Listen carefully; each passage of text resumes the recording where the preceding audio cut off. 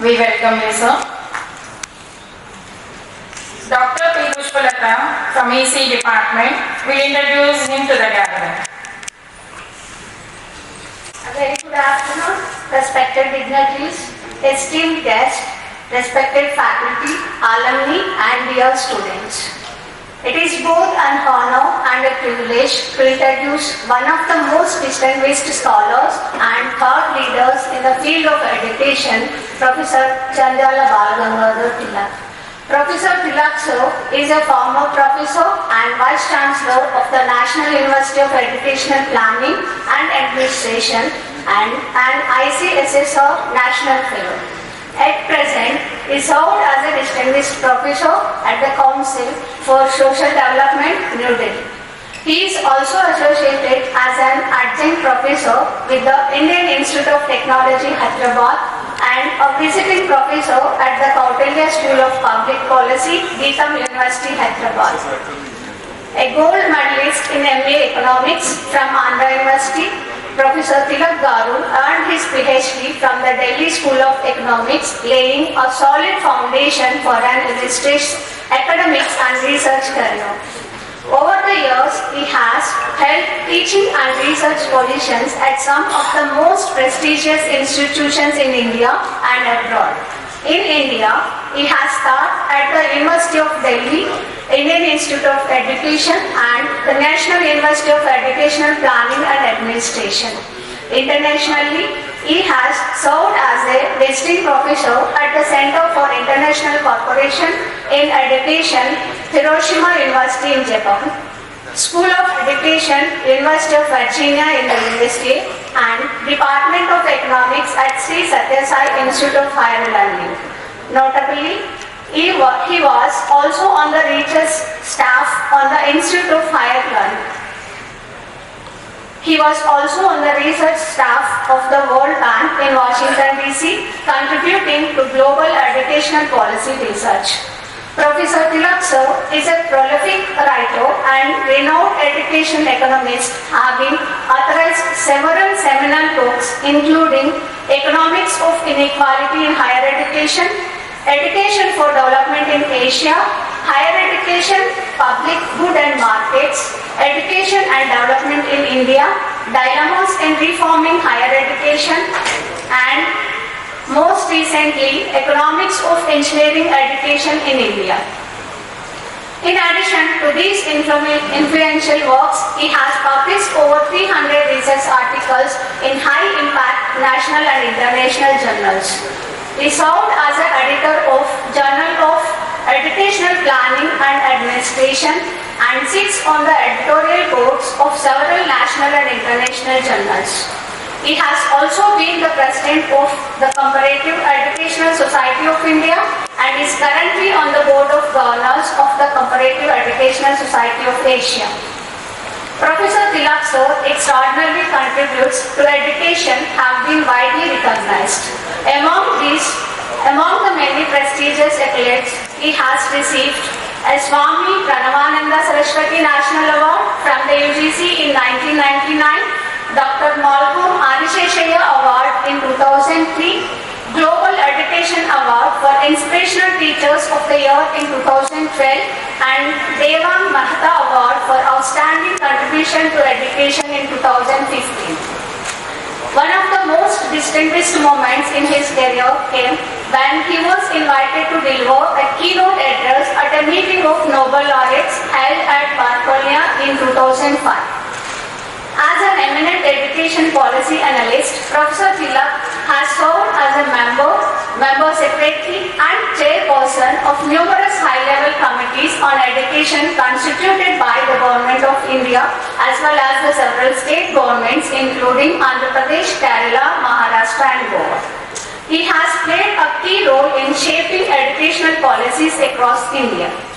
His expertise has also been acknowledged by leading international organizations like UNESCO, the World Bank, UNDP and UNICEF, where he has contributed to key global educational initiatives.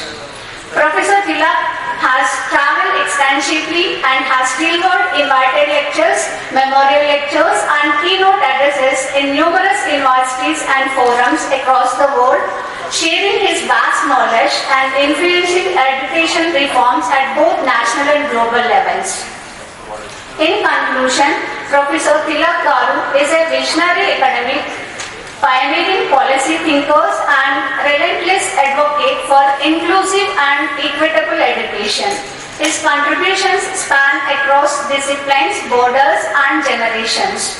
It is indeed a rare honor to welcome such an accomplished and inspiring personality today. Please join me in giving a warm and respectable welcome to Professor Tilak sir and to give a valuable speech. Thank you.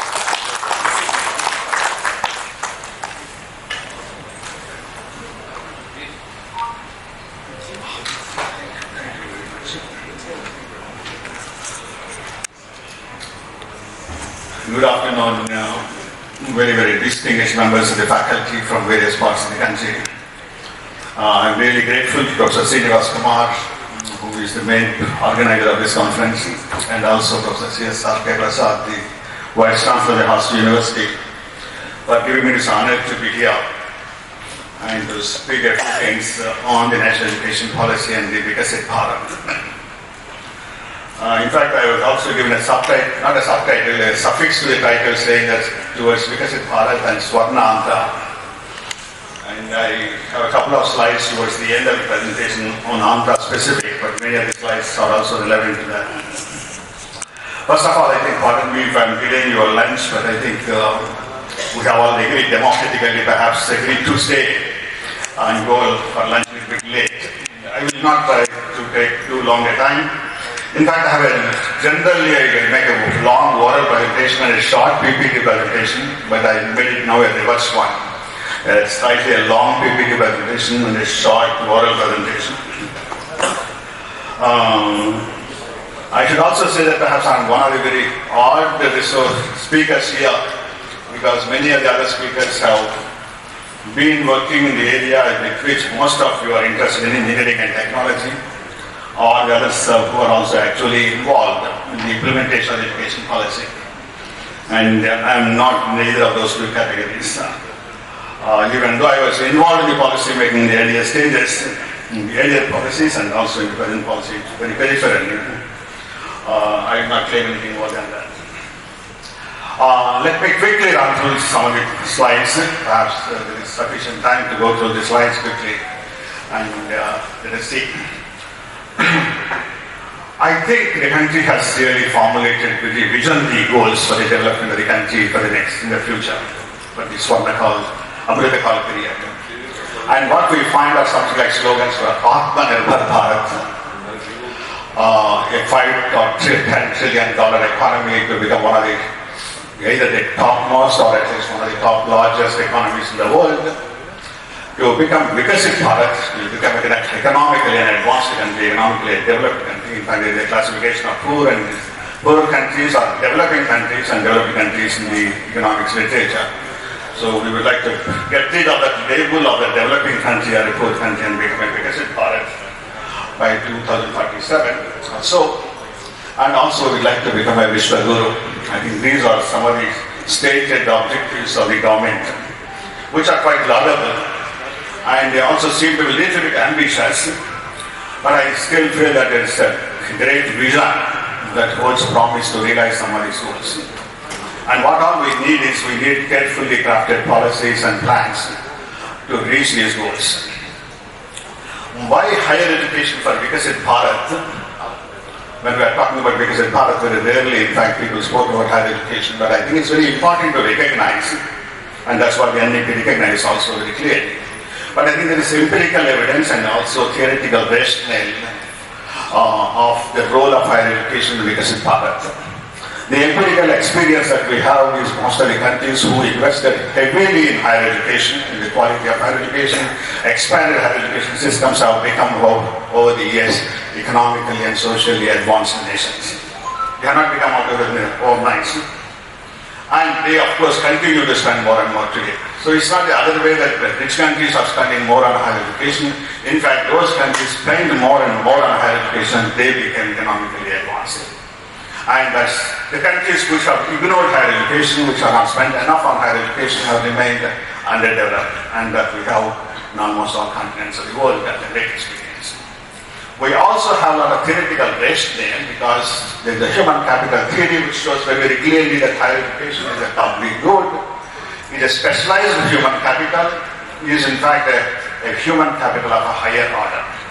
It contributes to increase the earnings of individuals and the economic growth of the country as a whole, promotes innovation, promotes technological progress, industrial development, and helps the transformation of the economy from agriculture to industrial or manufacturing economy and manufacturing sector to service sector based economy, and now from service sector economy towards a knowledge economy or knowledge society that we have been talking about quite some time. Apart from the individual benefits that higher education gets, an important point that has to be underlined is there are a huge set of other benefits the whole society gets, which are described in economics as externalities. And these gains are economic, social, political, cultural, and many dimensions. And there are no good quantitative exercises, but those who limited quantitative exercise have shown that these externalities are a huge volume, and if you can quantify them, they really excel the GDP estimates of any kind that we have. There is very strong evidence that higher education promotes occupational and economic mobility, reduces poverty and income inequalities, promotes harmony and social cohesion. In fact, societies which have highly advanced higher education systems have less civic problems, have less social violence and disharmony among this population. And its tendency democracy contributes to political maturity and stability. And particularly again we see that countries which do not have higher education were involved in a lot of coups and bloodshed, and there is no political stability or maturity of any kind. In fact, there are several aspects of this kind that we find that education is important, higher education is specifically important. And I think Prof. Nagaraj has also referred to this particular concept that higher education is a public good, which has a lot of implications for the public policy. And that makes clearly the need to treat higher education as a unique good and service compared to many other goods and services. And that's a big driver to the economic growth. In fact, research in higher education put together is not only a national public good, but also becomes a global public good. And that's the reason why I think we have to pay very special attention to both higher education and research, advanced research, in a great way. There are several aspects, in fact, like a theoretical rationale that can provide why we should be really very concerned about higher education.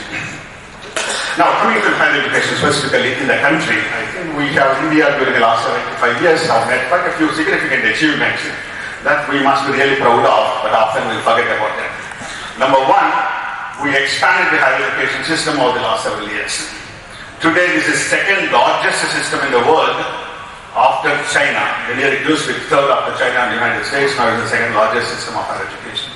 With something like 1,200 universities, 46,000 colleges, and 4.4 crore students. And 4.4 crores is bigger than the population of some of the countries in the world. So it's really a very large system. And it is the second largest system, and we should be really proud of it. And that has happened over long several years. We have also reduced the inequalities in higher education, particularly gender inequalities in higher education. Today, I think there is a fair bit of gender parity.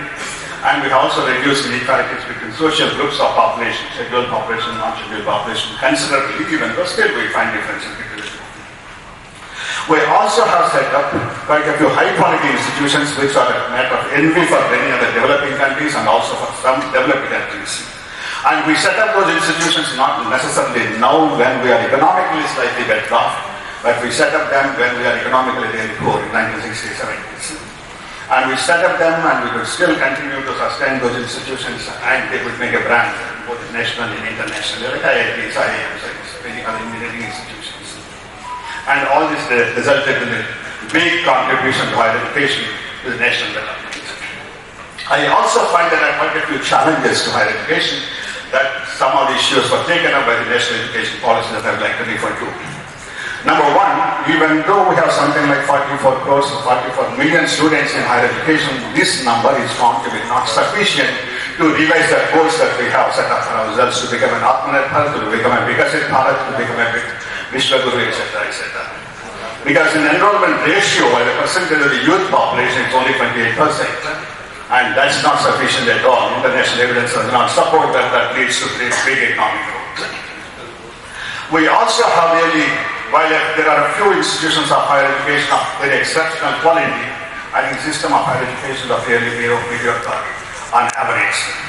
Very simply, there are no big universities, there are no world-class universities worth naming, and very few institutions rank in the global rankings, and particularly not in first 100 or so. And we also find some other problems with respect to the character of the graduates that are being produced, the employability of the graduates, etc., etc. We also find that there are severe regional inequalities, particularly rural and urban inequalities in higher education development. We also find inequalities between the rich people and the poor people in participation in higher education. So the inequalities by gender and social groups are satisfactorily or somewhat satisfactorily addressed. Inequalities between regions and between poor and the rich have not been sufficiently addressed. They are still remaining a big challenge. Now this is a time where there are lots of opportunities for reforming higher education, and that we should really recognize. Compared to the situation when people did not recognize that higher education is important, today I think everybody knows that higher education is important. There is a huge demand for higher education all over the world. And among the poor, among the rural people, among the scheduled castes, among downtrodden people, everybody wants higher education, whether he or she can go to higher education or not. A London magazine by name Economist has described this phenomenon as the world goes to university nowadays. In India, we also have a big, huge demographic dividend with huge young population, and that would be really a dividend if you make really good, carefully formulated educational policies, skill inculcation, and make them employable, etc., etc. Otherwise, that will be really serious problems. A large percentage of the population of youth category, and they need to be really tapped for the development of the country. The second important advantage that we have, that we did not have earlier, and we did not even anticipate about 20, 30 years ago, is the kind of ICT revolution that we have, and which promises a lot in terms of expanding higher education quantitatively and also improving the quality of higher education very significantly. There is a great significant use of digital technology in the modern higher education systems to improve almost every dimension of higher education. They said, a fact which we didn't have earlier. Today we also find the overall social, political, economic environment much better than what it was earlier. Earlier we formulated policies and plans, whether 68 policy, 86 policy, or other plans and programs under a period of austerity. We didn't have really sufficient money. And we want to do small things. We want to consolidate higher education. We will not allow growth of higher education, etc., etc., was the kind of situation at that time. Today, recognizing that everybody wants higher education is critical for the development of higher education, there is a strong determination in the government and also in the entire society to reform higher education on a large scale and also quickly as possible. So it's now time for change, and that's where the new education policy, I would like to refer to it. When we are referring to the 2020 education policy, I think we have the 70-page document or so, which is considered nowadays everywhere, and we are making plans for implementation of that. But I also feel it is important to look at the 500-page draft policy, which is a background report for this national education policy, because that gives a lot of rationale, that gives a lot of details, that sets some of the targets also in great detail, and which will provide much better help in the implementation of the policies, and also cautions the kind of problems that we get in the implementation of the policies. Now, I find that there are quite a few important statements in the national education policy, which are too important to ignore. Number one, this national education policy 2020 is the only policy in India, is the only public policy document in India where education was clearly described as a public good. And nobody recognized, even though academics strongly argued and clearly shown that how it is a public good, and no government policy document so far referred to it. But this policy has very clearly recognized that education is a public good. It also said very clearly that education is not for profit, and hence there is no place for commercially oriented institutions in a good higher education system. It also recognized the role of higher education in the development of the nation very clearly, and said it's a very valuable investment in the national development, and hence the government funding of higher education is critical. I think these are really very important statements, particularly in an environment where government funding is not encouraged, where private investment is being looked at as the only source for higher education. I think to make a statement that government funding is critical for the development of strong and robust higher education systems is a very strong statement. And this is a policy which also focused on quality and excellence in higher education, a policy that focuses on research and quite a few other important dimensions. In fact, there are several aspects that I thought I would be brief, even though I'm not really brief. The policy very clearly says that our $10 trillion economy will not be driven by natural resources or other resources, but they will be developed, they will be dependent upon the knowledge resources that will be produced by the higher education systems. That's an important point that's very clearly stated. Quality of higher education is the key part for the transition of the economy into a knowledge society or a knowledge economy in a big way. And it says that clearly, it's perhaps the draft policy, unless the reforms are attempted now, as a matter of urgency, the national development goals of the kind that we have referred to will be at risk. So it has underlined the critical role of higher education in a big way. What does it say? It says that we provide equitable quality of education of world-class standards to everybody, and we will make large-scale changes in the structure and also the content of higher education. One important one, I think I'll focus a little bit more on this particular aspect, is introduce liberal arts-based comprehensive higher education everywhere, in every university, in every college, and higher education. And it also proposes that we should have an integrated education system, integrated higher education system, and I'll briefly refer to it later. In such a way that finally we'll have a higher education system which can compete with the best education systems in the world and also best research systems in the world. How far we'll be able to do it, I think it depends upon us. It also very clearly says that we have to really focus on Indian values, Indian heritage in a big way. Otherwise, the national ethos will get lost in the modern globalized, increasingly globalized world. I refer to 7 or 8 specific goals that the national education policy says. Number one, it says that we should expand higher education. Expand in terms of number of students, as I said. The present 28% enrollment ratio is not sufficient. The 44 million students is not sufficient. We should really increase the enrollment ratio to 50% by 2030. Because higher education is critical for development. It provides the necessary stocks of qualified, educated manpower for the development of the country, and obviously, of course, we have several other responsibilities. And developing countries have much higher enrollment ratios, and in the present context where international comparisons are very common, I think it's also necessary that we compete with them. So it says that compared to the present level of 27-28% enrollment ratio, we should raise the ratio to something like 50% by 2030. I feel that given the recent trends in the last 10-15 years, India can achieve this goal, if not by exactly by 2030, but within a few years or later.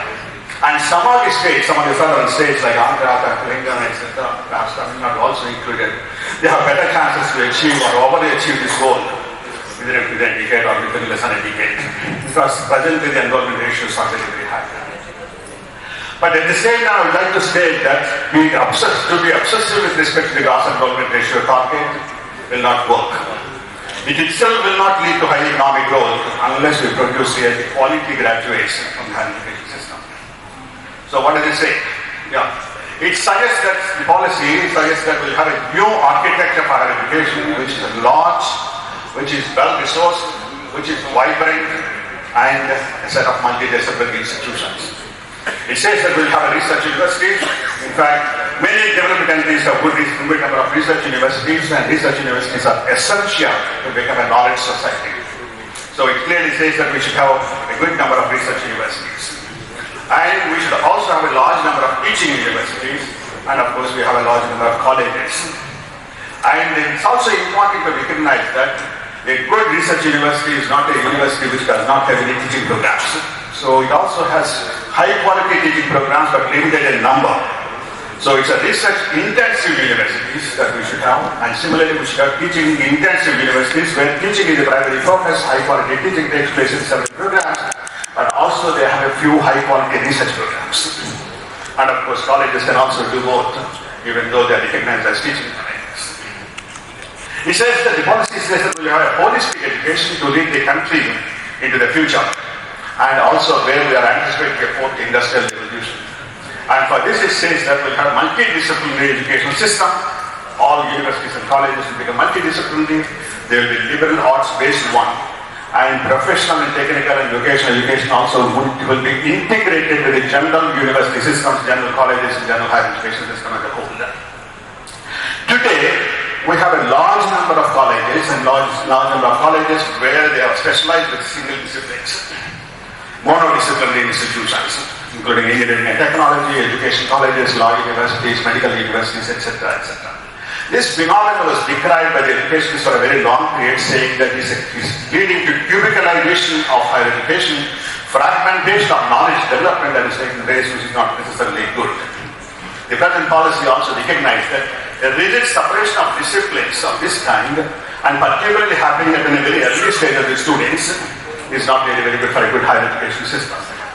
And what it says is, we should integrate professional education to become an integral part of higher education system, and there will be no more standalone institutions.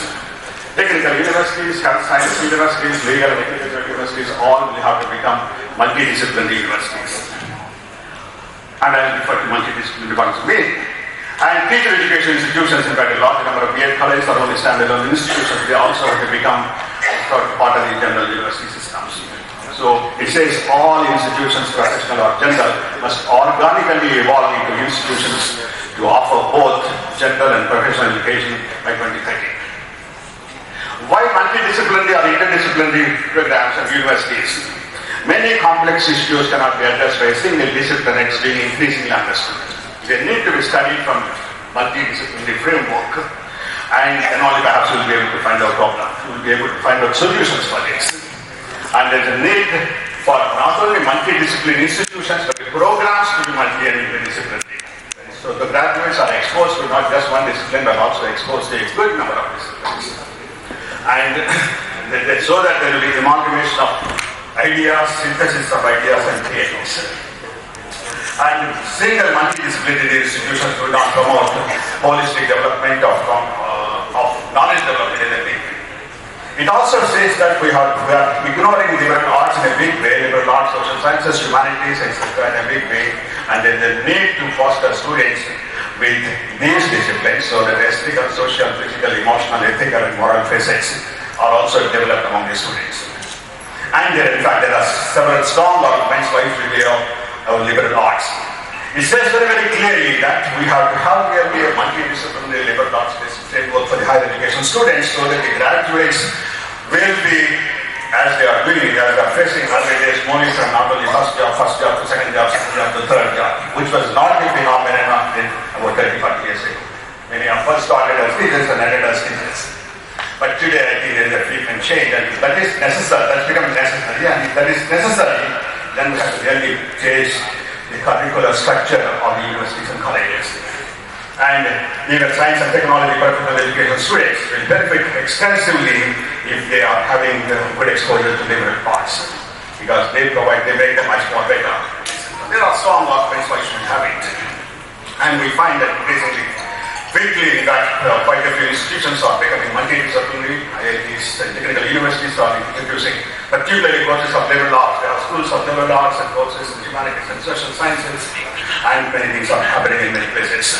Quite a few private universities are doing it in a big way. Perhaps that's one lesson that we should understand. The public universities should learn from the private universities. It says that we will have a complete overhaul and re-energize the higher education system, and which would also result in consolidation of higher education. As I said, we have too many monodisciplinary or single disciplinary universities and colleges. Something like 40% of the colleges are single disciplines, and something like 45% of the universities are also of single discipline nature. And it says very clearly that we will have no more silos of these universities, no more single faculty universities, no more unit universities, no more deemed universities. And all colleges will also be comprehensive and multidisciplinary. It's quickly. It's one of the important proposals that it has made. I think it's already taken up by many universities, is restructuring curriculum programs. Restructuring of the particularly undergraduate program from 3-year degree to 4-year degree program. But just making a 3-year program to 4-year program is not just a sense of the argument. It goes much beyond that, both in curriculum and also in construction. It says that in the 4-year program we will have focus on arts and humanities, there will be core and specializations, majors and minors, and it will be focused on Indian languages, Indian values, including Indian heritage, etc., etc. And also a big component of skills, which is missing in general higher education and between nowadays. And that's important. Skill inculcation is becoming an important component of the whole education system. So it says that this 4-year program will have both quite a few important features that will facilitate multiple entries and multiple exits, both institutions and also disciplines. And we will not have dropouts and failures in the system. We will have certificate holders, diploma holders, and graduates and high-class graduates. If somebody drops off, if somebody leaves after first year or second year, they will get a certificate or diploma, and somebody leaves after third or fourth year, perhaps they will get a degree, which is useful for labor market and also for higher education. And if they complete 4-4-year studies, then they can go for research also. I think it's visualized in a very big way, where skills is becoming an important component of the whole higher education system. So, the course content includes skills for employment, skills and knowledge and research capacities, and of course all this will be imbibed in values, ethics, social and national, constitutional, and also in terms of liberal arts. Skills plus knowledge, which were treated separately for a very long period, will be treated in an integrated way in the higher education systems. So we'll have multidisciplinary, not only universities, but multidisciplinary or interdisciplinary courses in every way. It also proposes that every university should have undergraduate, postgraduate and research programs in the same campus. As is the case in many Western universities, and as is also the case with some of the private universities in India nowadays. Where in the same university campus we have the postgraduate students and also undergraduate students and also postgraduate students. That will help in nurturing the students over a long period to become really good graduates, holistic personality can be developed, and they will also be cultivated to go to the master's programs and also research programs, so that we become good teachers. Now, another important question that has been made is, I think, we have overexpanded our higher education system. In terms of number of students, number of institutions, not number of students. It was clearly stated that we have too many universities, we have too many colleges, central universities, state universities, private and new universities. When IITs were doubled, in fact, many people, IIMs were doubled in numbers.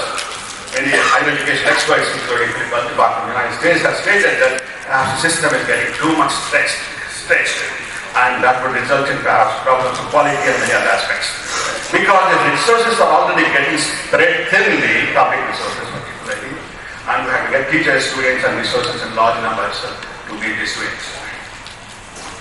Now, too many universities and colleges we have, in the sense that if you look at the number of per population, which is an important norm for educational planning, we find that in India as a whole, we have something like 30 colleges per 1 lakh population. And there are 7 universities per 1 million population of the age group 18 to 23 years group, which is the relevant age group for the college and university systems. And these numbers are big. And in some of the states, they are much bigger. Now, more and more colleges are coming up. In fact, in the last 10-15 years, we find quite a big numbers. There are 488 universities since 2014. Or there are 51 new universities coming up every year. And 3 new colleges coming every day in the last 10 years or so. And that's very big. And what is the kind of institutions that we are coming up with? We are coming up with small institutions. Something like 62% of our colleges are having enrollment less than 50%, less than 500 students.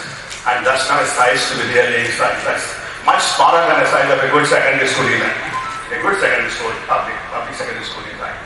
Private secondary schools are much larger, much higher. And among these institutions, the unaided colleges are very small size, while government and government-aided colleges are reasonably good at about 1,000 students. 1,000 is also a small number if you have a really good understanding of what is the size of a college. So what's the problem if there are universities and if colleges are there are everywhere? I think we have also policies to have something like 1 university per every district or so, and we exceeded those norms already. So what are the problems? I think we should understand that there are serious effects of such a kind of a university education. Because primary education is completely different.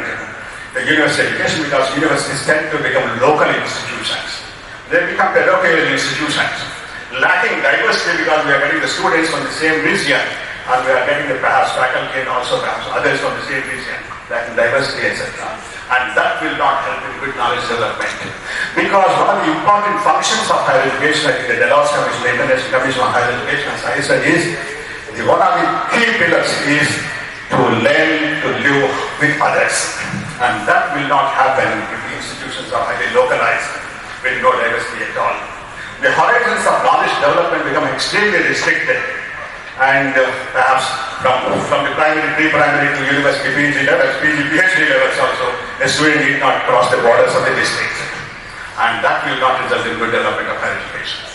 It will be something like a frog in the well. So, the policy clearly says that we should consolidate higher education in a big way. And it is like, policy also suggested that at least we should have a minimum norm, that every college should have 2,000 to 5,000 students, minimum. And they should go here much, much higher. And every university in the campus, excluding affiliated students and enrollments in other affiliated colleges, a minimum enrollment of 5,000 students, and that should reasonably go to 20,000 students in the near future very quickly, and perhaps we can go much beyond that. We noted that many of the best universities in the world have much larger enrollments in the same campus, and China is planning for world-class universities to set up with 80,000 students in the same campus, with 10,000 to 20,000 teachers also in the same campus. Exactly the kind of the model that we read about Kakinada University, where there were about 10,000 students and also thousands of teachers living in the same campus. That leads to better knowledge development in a big way. Better because there will be interaction with the people from different societies, different cultures, different disciplines, and that would result in proliferation of new ideas, germination of new ideas, new theories, and new evidence. That will result in better knowledge development. Another important point that the policy has referred to is private higher education, which is becoming an increasingly challenging task. The policy says that there will be no place for commercial profit-making institutions, but at the same time, I think we should promote philanthropic activities in higher education. And we should close all profit-making institutions. And I think today we have very large numbers. And how to close them is really very, very big challenge. Because no institution, no educational institution can exist saying that we are making profits sufficiently, even though the evidence is otherwise. Another important recommendation that it has made was about the public funding. Finances are critical for the development of higher education. The statements that were made is public funding is extremely critical for achieving a high quality and equitable public education system that is truly needed for India's future economic, social, cultural, intellectual progress and growth. I think this is again a very strong statement, a statement of the kind that we didn't find in the earlier policy documents in the recent past. There has been a suggestion for a very long period that the Kothari Commission has referred to, I think Professor Nagaraj also referred to in the earlier session, to spend at least 6% of national income on education and research. And we are far below that. We are spending something like 4%. So there is a huge deficit.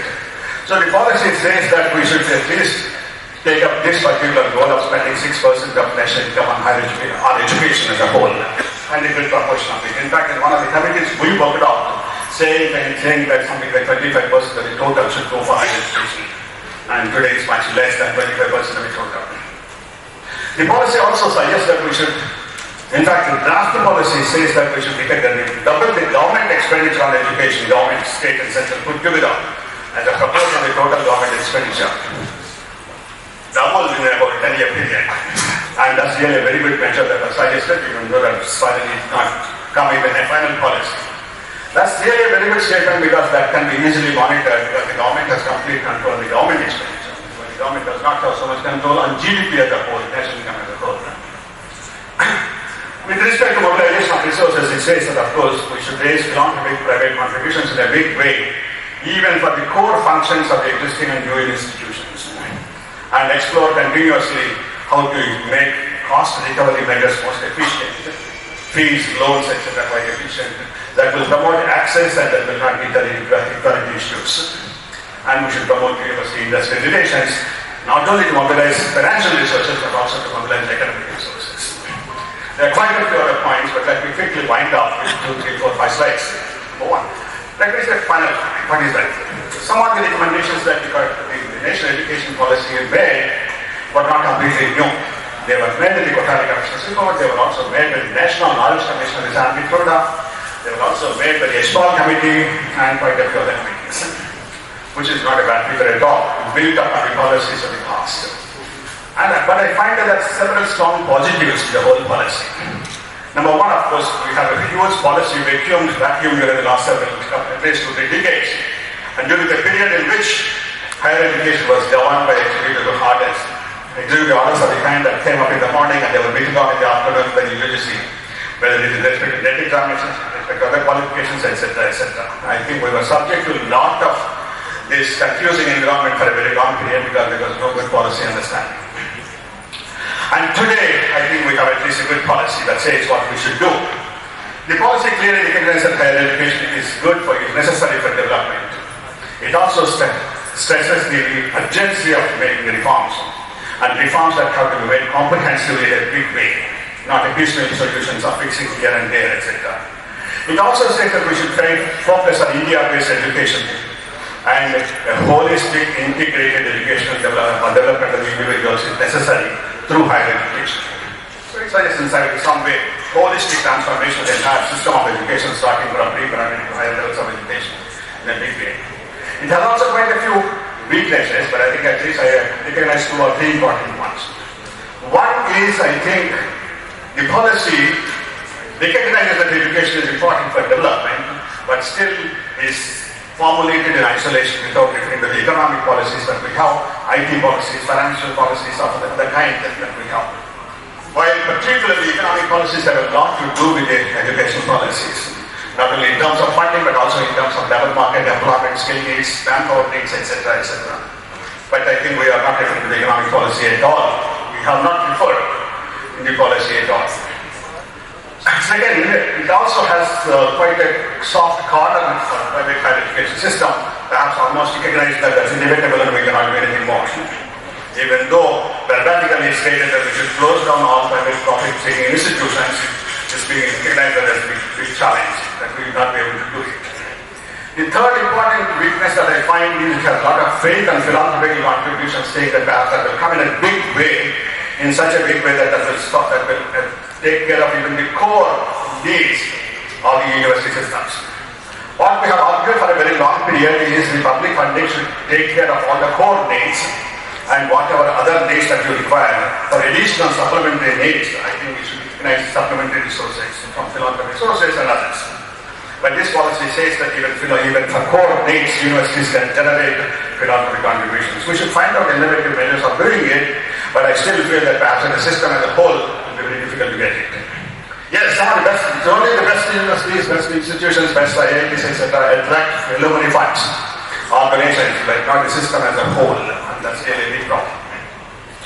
So we would like to go to sum up. Number one, if we want to become Vikasit Bharat, and we decided very, very clearly, increase the enrollments in higher education in a big way, but not necessarily the number of universities and colleges. I think we should make a clear distinction between the two. Otherwise, we'll end up again with small universities and small colleges. There are universities with less than 100 students also in the country, and there are universities with 4,000, 5,000 students. There are very, very few universities which have an enrollment in the campus of more than 15,000. That's important to recognize.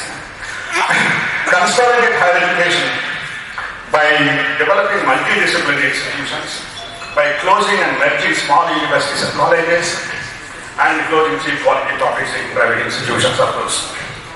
And also, the policy says that some of the best colleges can be promoted to autonomous colleges, and they can eventually be promoted to become universities. I think that's also a very good measure for correct incentive for the colleges to perform excellently well and to become universities. And we should have a very special focus on quality of higher education. We have focused much on expansion of higher education for a very long period, but not much on quality. And what we also need is we should recognize the urgent need for fulfilling the teacher requirements in a big way. Many universities, in fact the system as a whole, 30 to 40% of the teachers are vacant positions. And the situation is worse with respect to undergraduate colleges. A large part of the system is working with guest teachers, contractual faculty, etc., which is not really good for the development of a strong, vibrant higher education system. And what we should recognize is there is a need for a big curricular reforms. And as we are aiming at for holistic development of the graduates and holistic development of the university systems, for the development of a good higher education system, also comprehensive universities are necessary. So you become multi-interdisciplinary programs are to be developed. Not only multidisciplinary institutions, but underlying multidisciplinary programs also. Avoid early channelization of the students. We have unfortunately too early channelization after passing through 12, perhaps even after passing grade 10. Students are getting channelized into disciplines and they don't have a chance to get back to the others. So, and after 12 it is very clear. You go for either engineering or you go for others. And of course states like Andhra are going more for engineering education. And we should also focus on skills in general education every way and in asset requirements. And 4-year preparatory program that was suggested, the way by policy that includes skills and many other aspects. And I said, we should recognize the need for appointment of the teachers. Now, of all, I think most important one is we need liberal investment in higher education. The systems which enjoy good investment, good public investment in higher education, good public investment, public resources, they develop strong higher education systems. I think there was difference to Stanford, Harvard, etc., etc. But it was also very clearly has to be recognized that private universities in the United States are much different from private universities in the rest of the world. And particularly different from private universities in India. That's very clear. They came up with different kind of motives that was made by the private university champions in the United States, also saying that these private universities in South Asian countries are doing really a very cheap job, which is kind of humble compared to private universities in the United States. So we should be really very clear. We should need public resources, the government should be making liberal investments, recognizing that it's a great investment for the future of the nation, and that has to be made. Of course, we should realize the need the resource mobilization from different sources, but as I said, the other sources will only be supplementary. And the budgets, what I find with respect to many state budgets, state government educational budgets, have very little on research. Very little funds for research, very little funds for quality, and very little funds for equity. There was a question earlier in the earlier session. Still we spend something like 0.6% of our GDP on R&D. It's not 6%. 6% is for the whole education system that has to be spent, that is also not being spent. We are spending less than 1% of GDP on the R&D. And we have to have really state governments do not have any budgetary heads either for the research and higher education institutions. So whatever little funds are coming, they are coming from the national sources, central sources, but not from this. We should also have a special budget supporting for the quality improvement in a big way and special budgets for equity-oriented programs. Finally, briefly referring to Andhra Pradesh, given my limited understanding of Andhra Pradesh, I was also in a couple of committees of Andhra Pradesh where I made some of these suggestions. Some of the suggestions were taken up but not necessarily so seriously as generally happens in the governments. Now, Andhra Pradesh has made a couple of important goals very clearly in the recent past. It wants to transform the state of Andhra Pradesh into a knowledge society. I think that's a very noble statement that has made. And to become a premier educational hub in India to start with, but perhaps globally.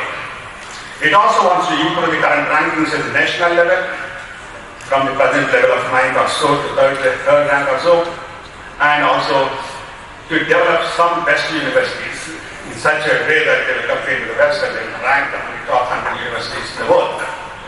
And I think these are highly laudable objectives of the government. And how do they do? We have to still see.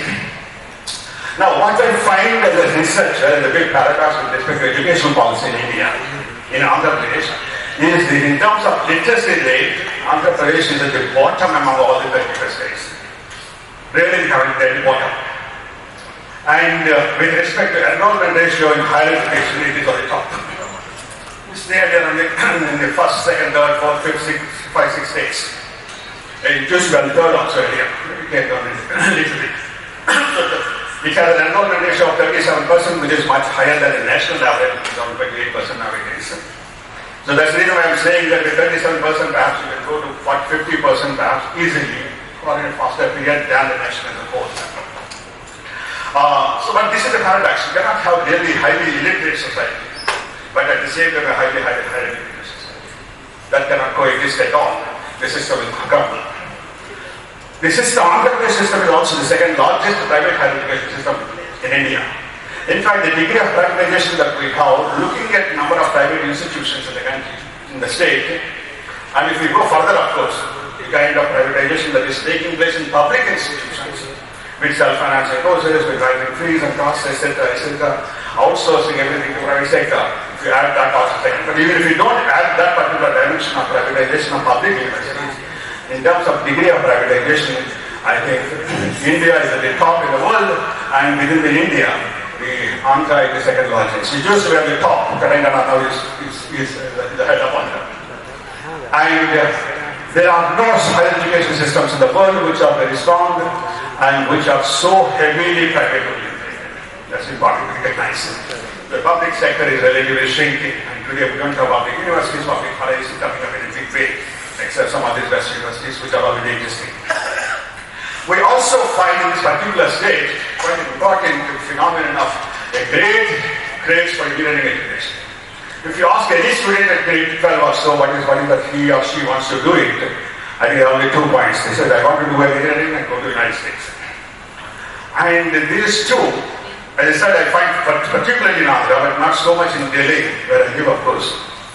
And it's quite startling for me, why this is happening, etc. But not only with respect to engineering in general, within engineering they want to go to only for electronics engineering or computer science engineering and nothing else.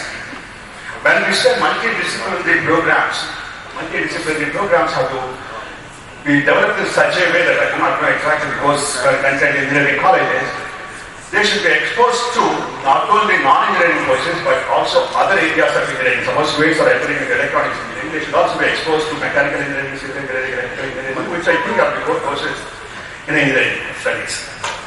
It's ridiculous to say that an electronics engineering graduate does not know anything basics about mechanical engineering. So I think we should expose the students in such a way that within the area of engineering expose to other areas, but also expose the students to the other non-engineering areas of science. That's really what we mean by multidisciplinary programs or interdisciplinary programs. They must be of much better approach. And in the States, more than 50% of universities are multidisciplinary or monodisciplinary universities. So they need to be really made into comprehensive universities. We already noted that there are no universities top in the NIRF or of course the global rankings in the state, and we have to really do something about it. Apart from high rates of unemployment, more quality of employment is an important category. It's an important issue that's coming up now. In economics, we call them disguised unemployment also.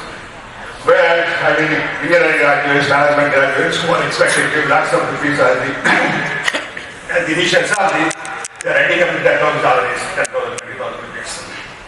I think quality of employment is also really important, that we should recognize very clearly. Coming to the end here. What we also need is, I strongly feel that we should recognize the need to halt the growth of private universities. Growth in terms of number of universities in general and colleges, but particularly private universities in the next 1 year period also. Wherever there is a necessity in terms of the population, in terms of area, etc., then you expand public education systems. Don't give private universities and colleges. We have serious problems with respect to private colleges in the state. And that's the reason why increasing number of colleges are getting closed every year. So restrict the growth of private education in a big way in the state because it's such a kind of a large kind of system of higher education which is predominantly private. It's not good for the development of a strong higher education system.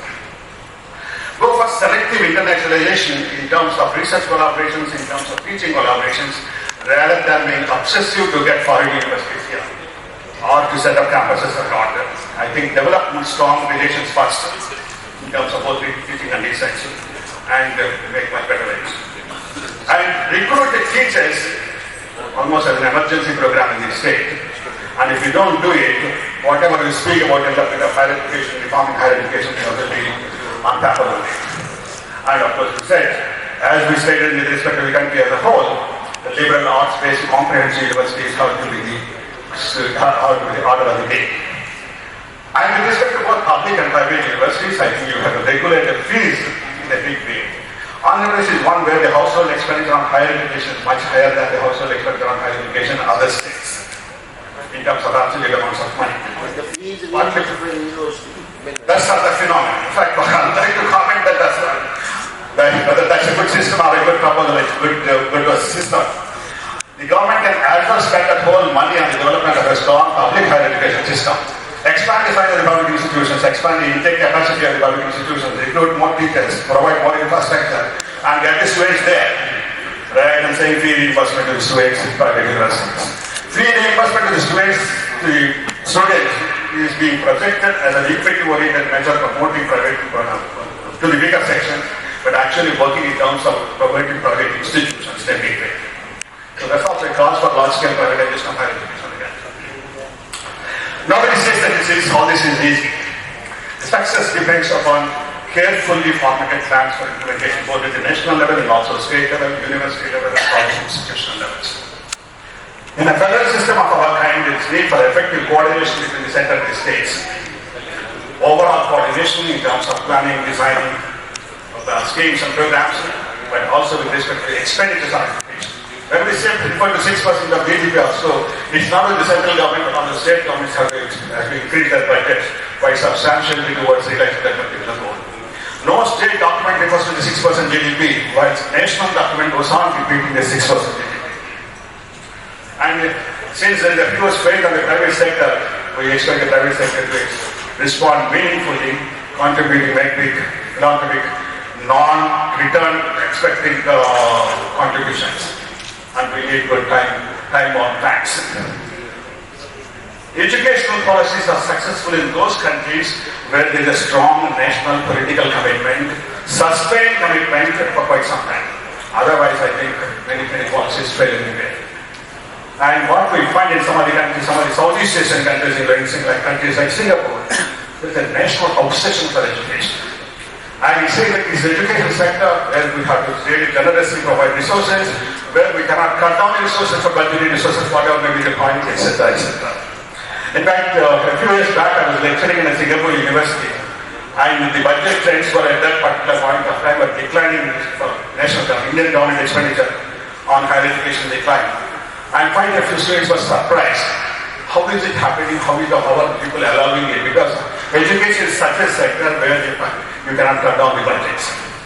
And so if we need to develop something like a very strong obsession with respect to education system, otherwise the system would be really serious problems. I'll stop here. And thank you very, very much for the patient hearing, particularly before lunch, for which I think you have to blame the organizers, but not me. Thank you very much. Thank you very much. Thank you, sir. It's a time to change towards NEP. For everything, there are two sides of a coin. NEP also, we have two sides of coins. People are arguing, take one side, taking the other side. It's always a lot of debate and discussion have to be there to have complete clarity about that. Thank you, sir. Thank you very much for this wonderful session. You see, I don't want to comment upon your final comment. You said the democratic system is very good to encourage others their opinions. But I think the opposition to quite a few provisions in the NEP are mostly political rather than substantial issues. And why I say is, again, I was in the committee of a couple of states which wanted to formulate their own policies. But they were ready to pick up many of the issues that were raised, that were proposed in the national policy as it is. But on the face of it, they said they will reject the national education policy. So I think we should take it. As long as you take the substance of my argument, I have no problem. We should be happy about it. Thank you very much.